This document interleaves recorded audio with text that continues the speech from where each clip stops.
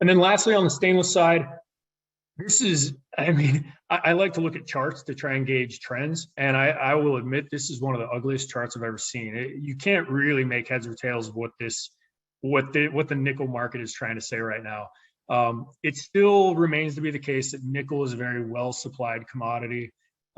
Even with the EV story, even with stainless demand being extremely tight right now, I think if we were to look across all three of the metals, stainless, carbon, aluminum, the finished stainless market is admittedly the most tight.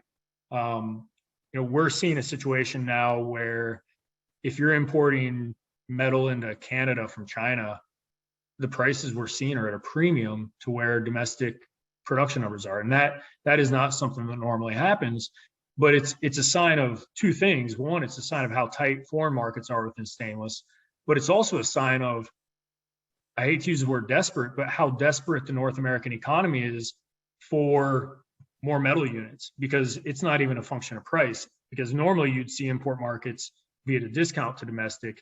We're now in a scenario where that's flipped. And that only really makes sense if there's such high demand for just units that you're willing to pay whatever you can to get your hands on it. Now, if the domestic mills were smart, I think they probably play a little bit of catch up and maybe flip that back and raise prices on finished stainless. So we may see some base price increases further.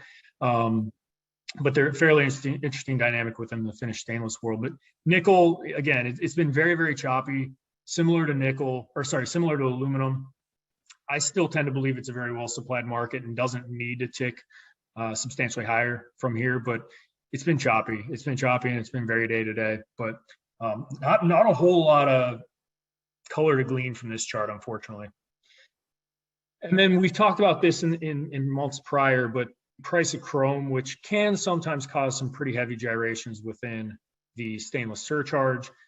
It's recovered very slightly from last month, but comparing quarter over quarter prices as we try and forecast where Q3 chrome resets are going to be, it looks like there's going to be a fairly heavy reset lower given where chrome prices are. So assuming there's nothing drastic that happens within South Africa, it very much so looks that as we roll through into the mid and late summer, we should see the chrome element of stainless surcharges actually retreat a little bit. So Jason, I think you were the one that gave me this one, but ultimately it's the chrome lining to stainless. Yeah. While everything else within the stainless world's going up, chrome's the one thing that's offering a little bit of bastion of safety, if you will.